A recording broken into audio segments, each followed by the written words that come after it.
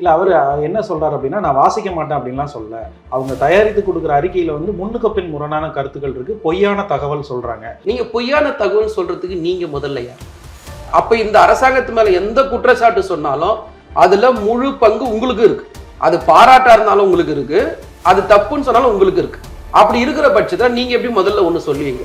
ரெண்டாவது என்னோட இன்னொரு கேள்வி என்னன்னா, சட்ட ஒழுங்கு பத்தி அவர் பேசுறாரு. இப்போ சட்ட ஒழுங்கு நல்லா இருக்கு நல்லா இல்லைன்னு சொல்ல வேண்டிய தரவுகள் என்சிஆர்பி டேட்டான்னு சொல்லப்படுற தரவுகள் அடிப்படையில் தான் நீங்க பேசணும். அப்படி பார்த்தா எந்த இடத்துலயாவது நீங்க சொல்ற தரவுகள் உண்மையா இருக்கா? ஒண்ணு, அப்படி உண்மையா இருக்குது பொய்யா இருக்குதுன்னு சொல்றதுக்கு உங்களுக்கு ரைட்ஸும் கிடையாது. ரெண்டாவது, இப்ப நான் இப்படி கேட்கிறேன், ஒன்றிய அரசு ஒரு அறிக்கை தயார் பண்ணுது, குடியரசுத் தலைவர் வந்து வாசிக்கணும், வாசிக்க மாட்டேன்னு சொன்னா மோடி ஏத்துப்பாரா? RSS ஏத்துக்குமா? அப்போ நாடாளுமன்றத்துக்கு என்ன மரியாதை இந்த அரசியலமைப்பு சட்டம் கொடுத்துருக்கோ அதே தான் சட்டமன்றத்துக்கும்.